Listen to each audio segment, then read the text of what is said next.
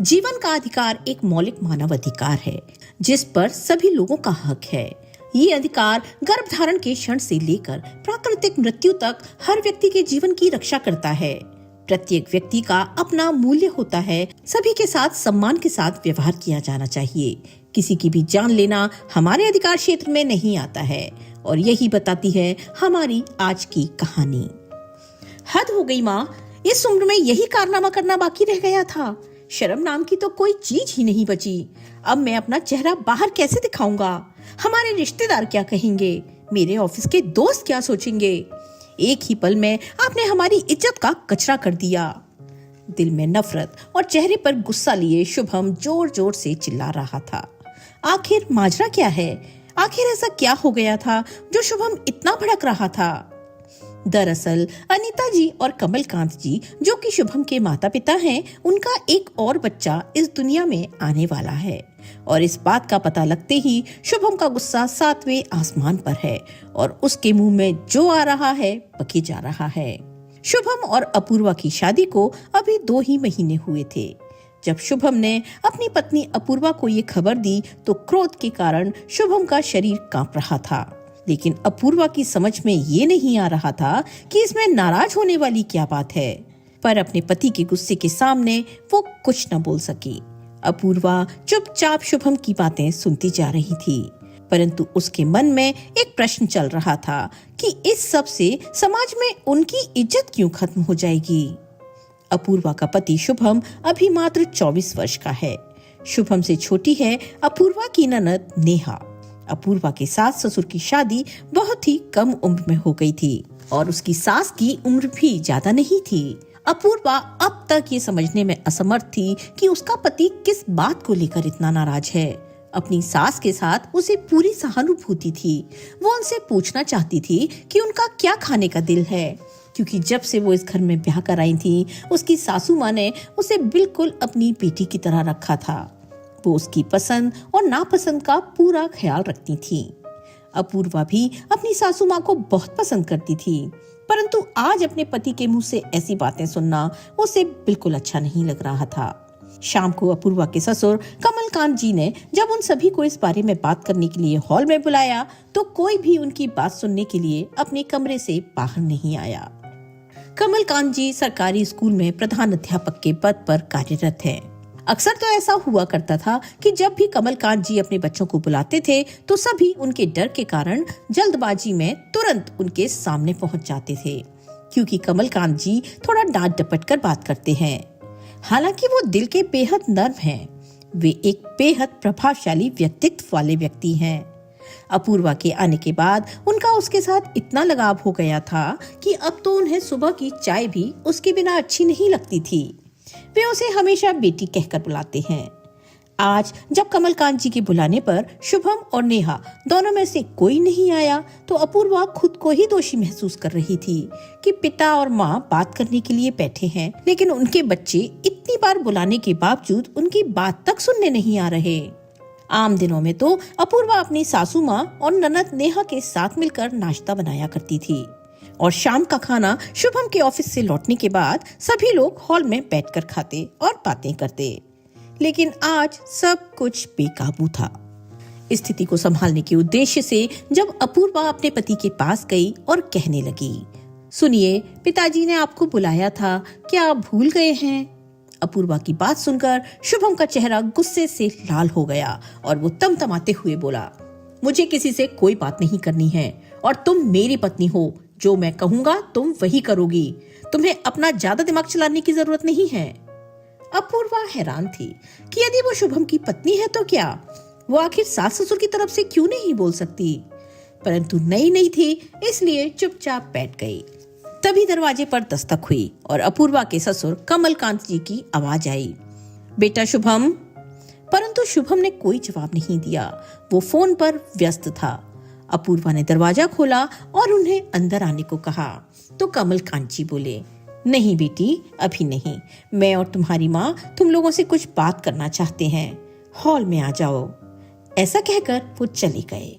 नेहा को छोड़कर बाकी सभी लोग हॉल में पहुंच चुके थे।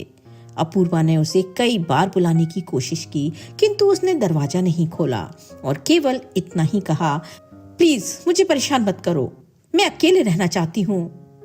हॉल में कमलकांत जी अपनी पत्नी के साथ सिर झुकाए बैठे थे। सामने शुभम बैठा था और अपूर्वा भी उसके पास ही जाकर खड़ी हो गई।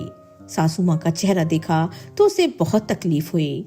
एक ही दिन में उनका सुंदर चेहरा मुरझा गया था। आंखों के नीचे काले घेरे पड़ गए थे। शायद बहुत रोई थी। आज वो पूरा दिन कमरे से बाहर नहीं निकली थी। उनकी हालत देखकर अपूर्वा को भी रोना आ रहा था। तभी शुभम ने कठोर स्वर में कहा, क्या कहना था आपको? जल्दी कहिए, मुझे काम है। शुभम ने कभी आज तक अपने पिताजी से इस लहजे में बात नहीं की थी। कमलकांत जी ने खुद को संभालते हुए धीरे से कहा, तुम लोग तो सब कुछ जानते ही हो। शुभम गुस्से में बोला, जी हाँ जानते हैं, तो अब तुम्हें इस बारे में क्या कहना है? हम आपको क्या कह सकते हैं पिताजी? आपने कुछ कहने लायक छोड़ा ही कहाँ है? मुझे तो समझ नहीं आता कि अब हम लोगों के सामने किस मुंह से जाएंगे। आप लोगों ने तो हमें कहीं जाने लायक नहीं छोड़ा। अपने पति की बात सुनकर अपूर्वा कभी उसकी ओर देखती तो कभी अपने सास ससुर की ओर, मानो उसे अपने कानों पर विश्वास नहीं हो रहा था। तभी कमलकांत जी बोले, क्या हमारे कारण तुम लोगों को बाहर निकलने में शर्म आ रही है? तभी शुभम ने ऊंचे स्वर में कहना शुरू किया, और नहीं तो क्या, मेरे अपने मित्र हैं, नेहा की सहेलियां हैं, अपूर्वा के मायके वाले हैं, वे सब लोग क्या कहेंगे? ये सब सोचकर ही शर्म के कारण मेरा सर झुका जा रहा है। बेटे को इस तरह बात करते देख अनीता जी की आंखों से आंसू बहने लगे।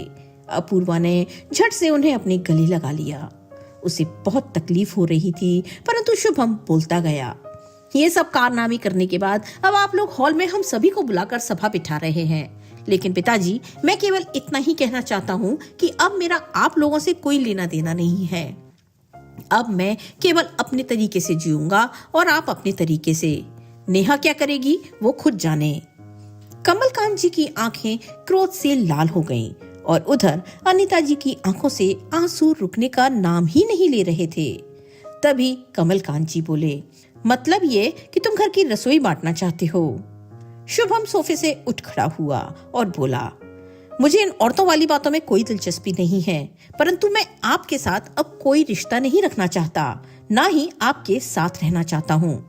तभी कमलकांत जी अपने आंसू पोंछते हुए बोले, तो ठीक है, यदि तुम हमारे साथ नहीं रहना चाहते तो मैं और तुम्हारी माँ अपने गांव वाले मकान में चले जाते हैं।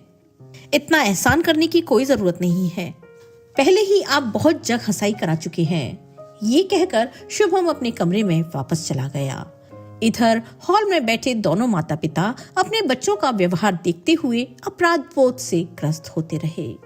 इसके बाद कई दिन बीत गए, परंतु घर में अब पहले जैसी रौनक नहीं थी।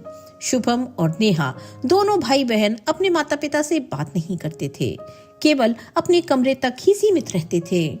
यदि किसी कारण से उनका आमना सामना हो भी जाता तो वे दोनों अपने माता पिता को ही गुस्से और नफरत भरी निगाह से देखते। ऐसी स्थिति में यदि कोई उनकी हालत को समझ पा रहा था तो वो केवल उनकी बहू अपूर्वा ही थी, जो उनका ख्याल रखने की पूरी कोशिश करती, उनके साथ हालचाल बांटती और अपनी सास के बालों में तेल लगा देती। परंतु अपूर्वा ने महसूस किया कि उसकी सासू माँ अब पहले जैसी चुस्त नहीं रही। अपूर्वा और कमलकांत जी उन्हें खुश रखने की कोशिश करते, परंतु ज्यादा सफल नहीं हो पाते। शुभम को ये कतई पसंद नहीं था कि अपूर्वा उसके माता पिता के लिए कुछ करे, इसलिए उसके रहते हुए वो चाहकर भी उनके पास नहीं जा सकती थी। समय बीतते बीतते 7 महीने हो चुके थे। एक दिन अचानक अनीता जी की तबीयत बिगड़ने लगी। पैरों में सूजन आ गई थी, कुछ खा भी नहीं पा रही थीं। उल्टियां होने के कारण शरीर इतना कमजोर हो गया कि चल फिर भी नहीं सकती थीं। कमलकांत जी को अपनी पत्नी की बहुत चिंता थी, इसलिए वे बिना थके उसकी सेवा में लगे रहते। कभी तो अपनी पत्नी के पैर दबाते, कभी उन्हें अपने हाथों से खिलाते। उल्टी भी हो जाती तो भी साफ कर देते। उनका अपनी पत्नी के प्रति प्यार देखकर अपूर्वा आश्चर्यचकित सी रह गई। परंतु इतना सब कुछ होने के बावजूद शुभम और उसकी बहन नेहा का दिल बिल्कुल नहीं पसीजता। एक दिन अपूर्वा के पास उसकी माँ का फोन आया और वो बोली कि कुछ दिनों के लिए दामाद जी के साथ हमारे यहाँ रहने आ जाओ। अपूर्वा ने बड़ी हैरानी से कहा, ये क्या कह रही हो माँ? अपनी सासू माँ को ऐसी हालत में छोड़कर मैं कैसे आ सकती हूँ? अपूर्वा, तुम्हारा दिमाग तो खराब नहीं हो गया? अब तुम अपनी सास की सेवा करोगी और उसके बाद उनका बच्चा भी पालोगी। तुम्हारा अपना भी तो परिवार है, उसके बारे में तो कुछ सोचो। परंतु माँ, तुमने ही तो मुझे हमेशा सिखाया है कि मेरा ससुराल ही अब मेरा परिवार है, तो फिर आज ऐसी बातें क्यों? मुझे केवल इतना मालूम है कि आज मेरी सास को मेरी जरूरत है, तो मैं उनके साथ खड़ी रहूंगी। इतना कहकर अपूर्वा ने माँ की कोई और बात सुने बिना फोन रख दिया। अक्सर आस पड़ोस वाले उन लोगों का हंसी मजाक बनाया करते थे। एक दिन बगल वाली आंटी ने अपूर्वा को देखते हुए कहा, एक बात तो बताओ बहू, क्या तुम्हारी सास का पांव भारी है? तभी अपूर्वा ने अपने आप को शांत करते हुए कहा, सही सुना है आपने आंटी, इस उम्र में ये सब कारनामे। कहते हुए आंटी हंसने लगी तो अपूर्वा ने उनकी ओर देखकर मुस्कुराते हुए कहा, एक बात बताइए, इस उम्र में पति का प्यार कितनी पत्नियों को मिलता है? फिर मेरी सासू माँ तो इस मामले में बड़ी भाग्यशाली है। ऐसा कहते हुए अपूर्वा जाने लगी तो पीछे से आवाज आई, लगता है सासू माँ के प्यार का रंग कुछ ज्यादा ही चढ़ गया है तुम पर। तभी उनके पास खड़ी एक औरत ने भी कहा, ये दिन देखने ही बाकी रह गए थे।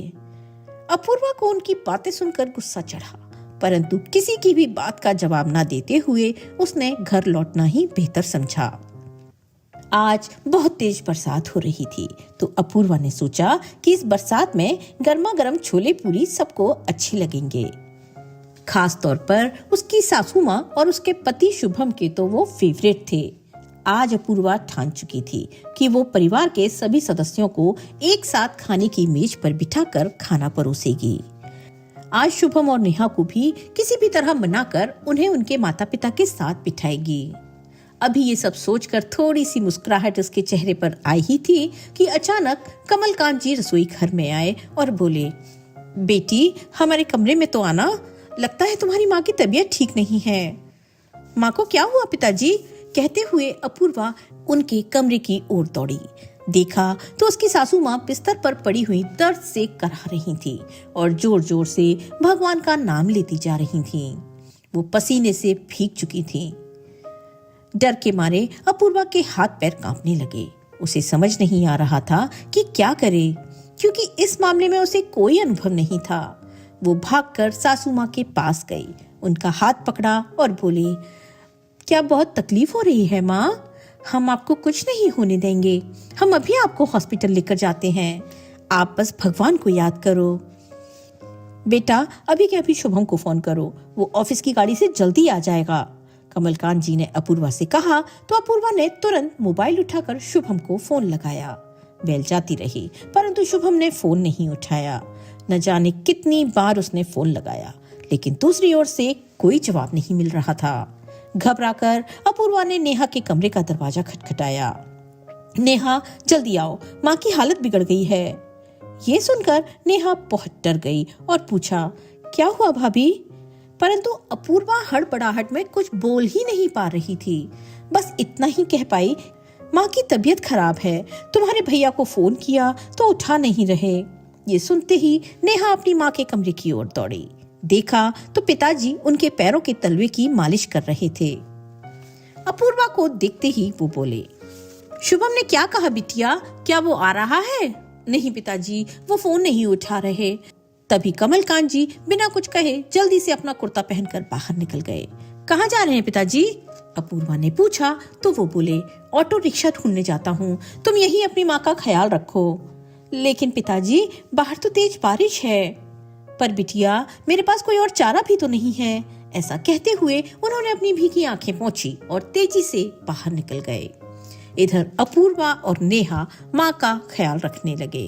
अपूर्वा ने देखा कि उसकी सासू माँ जोर जोर से कांप रही थीं। तभी पास में बैठी नेहा रोने लगी। अपूर्वा ने उसके सिर पर प्यार भरा हाथ रखा तो उसने उसे तुरंत गले से लगा लिया और फूट फूट कर रोने लगी। भाभी, मैंने अपनी माँ के साथ बहुत गलत व्यवहार किया है, परंतु आज मुझे उनकी हालत देखकर खुद से ही घृणा हो रही है। माँ की इस हालत की जिम्मेदार केवल मैं हूँ भाभी।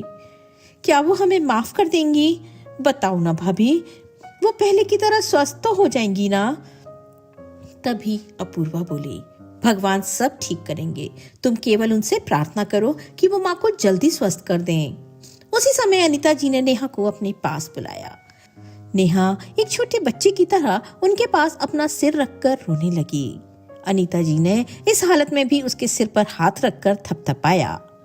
इधर अपूर्वा अपने पति को फिर से फोन करने लगी, परंतु फोन स्विच ऑफ आ रहा था। तभी अपूर्वा को ध्यान आया कि उसका मायका उसके ससुराल से ज्यादा दूर नहीं था। उसने तुरंत अपने मायके में फोन किया। माँ, भैया कहाँ हैं? मेरी सासू माँ की हालत बहुत खराब है, आप भैया को उनकी कार के साथ तुरंत भेज दो, अस्पताल लेकर जाना है। ये बात सुनकर उसकी माँ भी कुछ बेचैन हो गई। फिर बोली, लेकिन तुम्हारा भाई तो आज सुबह ही अपनी कार से शहर के बाहर गया है। अपूर्वा की ये उम्मीद भी खत्म हो गई। वो तुरंत अपनी सासू माँ के पास दौड़ी। तभी नेहा बोली, भाभी, माँ की हालत बिगड़ती जा रही है। 10 मिनट में ही कमलकांत जी वापस लौटे और आते ही कहा, क्या शुभम वापस आ गया है? ये सुनते ही अपूर्वा ने अपना सिर झुका लिया। नहीं पिताजी, उनका फोन स्विच ऑफ है। अपूर्वा, मैं ऑटो लेकर आया हूँ, तुम लोग अपनी माँ को सहारा देते हुए सड़क तक लेकर आओ। सब लोग जैसे तैसे अनीता जी को ऑटो तक लेकर गए। कमलकांत जी ऑटो ड्राइवर के पास में बैठ गए और वे तीनों ऑटो में पीछे बैठे थे। कमलकांत जी बार बार मुड़कर अनीता जी की ओर देख रहे थे। उधर बारिश भी तेज होने लगी। आज न जाने उन्हें छोटा सा रास्ता भी इतना लंबा क्यों लग रहा था। करीब 20 मिनट के बाद जब वे अस्पताल पहुंचे तो उन्हें तुरंत आपातकालीन विभाग में भर्ती करवाया गया। अपूर्वा ने अपने ससुर जी को चिंतित देखते हुए उनका हाथ पकड़कर उन्हें कुर्सी पर बिठाया। उधर नेहा अपने पिता के गले लगकर रोने लगी। करीब आधे घंटे बाद डॉक्टर ने उन्हें बताया कि जल्दी से जल्दी अनीता जी का ऑपरेशन करना होगा। अगर तुरंत फैसला नहीं लिया गया तो जान को भी खतरा हो सकता है। ये सुनकर कमलकांत जी एकदम खामोश कुर्सी पर ही बैठे रह गए। तभी अपूर्वा ने उन्हें संभालते हुए कहा, पिताजी, आप हिम्मत रखिए, मुझे पूरा विश्वास है कि सब कुछ ठीक होगा। तभी कमलकांत जी ने अपने आंसू पोंछे और उठ खड़े हुए। ठीक है डॉक्टर साहब, आपको जो उचित लगे वो कीजिए, बस मेरी पत्नी की जान बचा लीजिए। डॉक्टर ने केवल इतना ही कहा कि बच्चा प्रीमेच्योर है और हालत क्रिटिकल है, इसलिए हम अभी कुछ नहीं कह सकते, परंतु हम अपनी तरफ से पूरी कोशिश करेंगे। कमलकांत जी चुपचाप ये बात सुनते रहे। अपूर्वा अपने ससुर जी को लेकर काउंटर पर गई और सारी औपचारिकताएं पूरी करने लगी। घर से चलने से पहले उसने अपने पर्स में कुछ पैसे भी उठा लिए थे जो यहाँ काम आ गए। ये देखकर कमलकांत जी ने उसके सिर पर हाथ रखा और बोले, बेटी, तुम्हारा मुझ पर वो कर्ज है जिसे मैं कभी नहीं चुका सकता। तभी अपूर्वा बोली, पिताजी, आप मुझे बेटी भी कहते हैं और दूसरी तरफ अपने आप को मेरा कर्जदार कहकर मुझे बेगाना भी कर रहे हैं। बस आप अपना हाथ हमारे सिर पर रखिए, हमें और कुछ नहीं चाहिए। ये सुनकर कमलकांत जी की आंखों से आंसुओं की 2 बूंदें उनके गालों पर ठुलक आईं। अंदर ऑपरेशन चल रहा था और सभी बाहर इंतजार में बैठे थे। अपूर्वा ने शुभम को फिर से फोन लगाने की कोशिश की, परंतु वो अभी भी स्विच ऑफ ही था। करीब 1 घंटे के बाद ऑपरेशन रूम का दरवाजा खुला और डॉक्टर बाहर आए। बधाई हो, आपको बेटा हुआ है। अपूर्वा और नेहा दोनों ने हाथ जोड़कर भगवान को शुक्रिया कहा। लेकिन तभी कमलकांत जी ने डॉक्टर से पूछा, और मेरी पत्नी, वो कैसी है? ये बात सुनकर डॉक्टर चुप रह गए। कमलकांत जी डॉक्टर की चुप्पी से घबरा गए और बोले, कुछ तो बोलिए डॉक्टर साहब। तभी डॉक्टर ने धीरे से कहा कि उनकी हालत अभी क्रिटिकल है। इतना कहकर डॉक्टर चला गया। कमलकांत जी को तो जैसे काटो तो खून नहीं, कपकपाते पैरों से कुर्सी पर थम से आकर बैठ गए।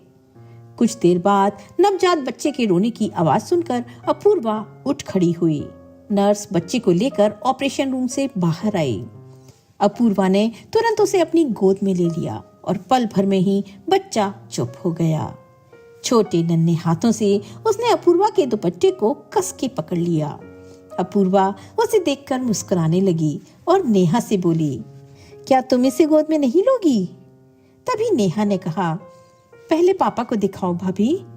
कमलकांत जी अपनी बेटी को देखकर उठ खड़े हुए, उसे बड़ी प्यार से देखा और फिर उसे गोद में लेकर जोर जोर से रोने लगे। ये देखकर अपूर्वा और नेहा भी खुद को रोने से रोक नहीं पाए, लेकिन बच्चा अपने पिता की शरण में आकर चैन की नींद सो गया था। शाम के वक्त जब शुभम घर पहुंचा तो देखा घर पर कोई नहीं था। किसी को न पाकर उसका दिल अनजाने से डर से कांप उठा। फोन को चार्जिंग पर लगाकर ऑन किया तो देखकर हैरान था कि अपूर्वा की 10 मिस्ड कॉल्स थीं। जैसे ही फोन लगाकर पूछने लगा, उसी समय उसके पिता कमलकांत जी का फोन आया। शुभम, जो अभी तक अपने पिता से नाराजगी के कारण बात नहीं कर रहा था, परेशान और चिंतित होते हुए तुरंत बोला, हेलो पापा, कहाँ हैं आप सब? माँ तो ठीक है ना? बेटा, हम यहाँ अस्पताल में हैं। तुम्हारी माँ की हालत कुछ ठीक नहीं है। तुम एक काम करो, हमारी अलमारी के लॉकर में तुम्हारी माँ की सारी रिपोर्ट्स रखी हैं। तुम उन रिपोर्ट्स को लेकर जल्दी से यहाँ पहुँचो। पिताजी, आप चिंता मत कीजिए, मैं तुरंत पहुँचता हूँ। शुभम ने जल्दी जल्दी माँ पिताजी की अलमारी खोलकर लॉकर का ताला खोला, लेकिन लॉकर में बहुत से कागज पड़े थे। उसे कुछ समझ नहीं आ रहा था। हड़बड़ाहट में माँ की रिपोर्ट्स ढूंढते ढूंढते सारे कागज जमीन पर बिखर गए। तभी शुभम की नजर एक कागज पर पड़ी, जो शायद उसकी माँ की डायरी का एक पन्ना था। शुभम ने उत्सुकतावश उस कागज को उठाया। उस पर जो कुछ लिखा था उसे पढ़कर तो शुभम की जैसे जान ही निकलने लगी थी। पन्ने पर लिखा था, मुन्नी हमारे घर की सदस्य की तरह थी। न जाने उसकी किस्मत में ही इतने दुख क्यों लिखे थे। माँ बाप तो उसके पहले से ही नहीं थे। कुछ महीने पहले पति की भी मृत्यु हो गई और आज वो खुद भी कैंसर की बीमारी से जंग हार गई। लेकिन जाने से पहले अपने 3 महीने के नन्हे से बेटे को हमारी गोद में डालकर चली गई। कैसे भूल सकती हूँ उसके वो आखिरी शब्द। मालकिन, आज तक आपने मुझ पर बड़े एहसान किए हैं, बस एक और एहसान कर दीजिए मुझ पर। अपना बच्चा शुभम मैं आपके हवाले किए जा रही हूँ, इसका ख्याल रखना। भगवान आपका भला करें। मैंने भी तो उसे वचन दिया था कि हम उसके बच्चे को अपना बच्चा समझकर पालेंगे और उसे ये पता तक नहीं लगने देंगे कि हम उसके माँ बाप नहीं हैं। उस कागज को पढ़कर शुभम पसीने से तरबतर हो गया और धम से जमीन पर बैठ गया। जिन माँ बाप को आज तक मैं इतनी बातें सुनाता आया था, दरअसल वो दोनों तो मेरे माँ बाप थे ही नहीं। परंतु फिर भी उन्होंने इस बात का एहसास तक मुझे नहीं होने दिया था। ये सोच सोचकर शुभम की जैसे जान ही निकलती जा रही थी। लेकिन फिर उसे अचानक माँ की हालत और स्थिति की गंभीरता का अंदाजा हुआ। खुद को संभालते हुए वो जल्दी से रिपोर्ट्स ढूंढकर अस्पताल के लिए निकला। जैसे ही अस्पताल पहुंचा तो देखा कि सभी डॉक्टर्स की टीम उसकी माँ का इलाज करने में जुटी हुई थी। कमलकांत जी बौखलाए हुए उसकी तरफ दौड़ते हुए आए और उसके गले लगकर रोने लगे। उसने पिताजी के आंसू पोंछे। उसी समय शुभम ने देखा कि एक नर्स दौड़ती हुई आ रही है। उसका दिल घबराने लगा और कपकपाती आवाज में उसने पूछा, सिस्टर, क्या हुआ? माँ तो ठीक है ना? जी, वो शरीर में खून की बहुत ज्यादा कमी होने के कारण पेशेंट की हालत अभी क्रिटिकल है। उन्हें चढ़ाने के लिए तुरंत O पॉजिटिव ब्लड की आवश्यकता है और अस्पताल में उसका स्टॉक खत्म हो चुका है। उसी समय शुभम बोला, तो फिर परेशानी क्या है? मेरा भी ब्लड ग्रुप O पॉजिटिव है। आप जल्दी से मेरा ब्लड लेकर उन्हें चढ़ाने का इंतजाम कीजिए। जब शुभम ब्लड डोनेट करके केबिन से बाहर आया तो अपूर्वा के हाथों में नवजात को देखकर उसका दिल करुणा से भर आया। तभी अपूर्वा ने कहा, क्या आप इसे अपनी गोद में नहीं लेंगे? उसने नन्हे को अपने हाथों में उठाया और आंसू भरी आंखों से उसे निहारने लगा। कुछ समय उसे लगातार यूं ही देखता रहा। थोड़ी देर बाद जब उन्हें अनीता जी से मिलने की इजाजत मिली तो अपूर्वा और शुभम माँ से मिलने के लिए गए। नन्हा शुभम के हाथों में था। शुभम को देखते ही अनीता जी के चेहरे पर एक मुस्कान और तसल्ली के भाव उभर आए। लेकिन शुभम अपनी माँ को देखते ही फूट फूट कर रो पड़ा और आत्मग्लानि भरे स्वर में बोला, माँ मुझे माफ कर दीजिए। अनीता जी ने बड़े प्यार से कहा, बेवकूफ लड़के, रो मत, मैं तुम्हें हमेशा हंसते हुए देखना चाहती हूँ। फिर इशारे से शुभम और अपूर्वा को अपने पास बुलाया और उनके सिर पर हाथ रखकर आशीर्वाद दिया। फिर मुन्ने को चूमा और शुभम से बोली, मेरी वजह से तुमने अपना सम्मान खोया है, तुम्हारा गुस्सा मुझ पर है, लेकिन ये मासूम बच्चा तुम्हारा अपना ही है, इसकी कभी उपेक्षा मत करना। मैं इसे तुम्हारे पास छोड़ी जा रही हूँ, इसका ध्यान रखना, लापरवाही मत करना, नहीं तो मुझे शांति नहीं मिलेगी। माँ की ये बात सुनकर शुभम का सीना कांप उठा। अपूर्वा, माँ ये क्या कह रही है? वो हमें छोड़कर कहाँ जाएंगी? माँ, मैं इस बच्चे का अपनी जान से भी ज्यादा ख्याल रखूंगा, आप चिंता मत कीजिए। अब ये आपका नहीं, मेरा बेटा है, लेकिन आप हमें छोड़कर जाने की बात नहीं करेंगी, समझी आप? उधर बाहर कुर्सी पर बैठे कमलकांत जी स्वयं को बहुत लाचार महसूस कर रहे थे और नेहा उन्हें सहारा दे रही थी कि तभी शुभम पागलों की तरह अंदर से दौड़ता हुआ बाहर की ओर भागा। कमलकांत जी ने उसे पीछे से पुकारा, लेकिन उसने नहीं सुना। कुछ ही पलों में वो एक डॉक्टर के साथ लौटा। सभी उसके पीछे पीछे गए। डॉक्टर ने अनीता जी को चेक किया और एक गहरी सांस लेते हुए कहा, अनीता जी अब इस दुनिया में नहीं रही। शुभम अपनी माँ के पास फर्श पर घुटनों पर बैठ गया। अपनी माँ के दोनों पैरों को हाथों से पकड़कर चूमने लगा और चिल्लाने लगा, मुझे माफ कर दो माँ, मैं तुम्हें फिर कभी दुख नहीं दूंगा, तुम इस तरह हमें छोड़कर मत जाओ माँ। दोस्तों, कितनी अजीब बात है ना, जब कोई हमसे बेइंतहा प्यार करता है तो हम उसके प्यार को समझ नहीं पाते और उसकी उपेक्षा करते हैं, लेकिन जब वही शख्स चला जाता है तब हम उसके प्यार की गहराई को समझ पाते हैं। अंत में अनीता जी मौत से जरूर हार गईं, लेकिन उनका प्यार जीत गया।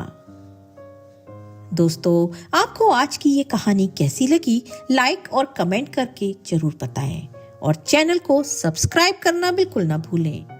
मिलते हैं एक नई कहानी के साथ, तब तक के लिए स्वस्थ रहिए, मस्त रहिए और अपने अपनों का ख्याल रखिए। आपका बहुत बहुत धन्यवाद।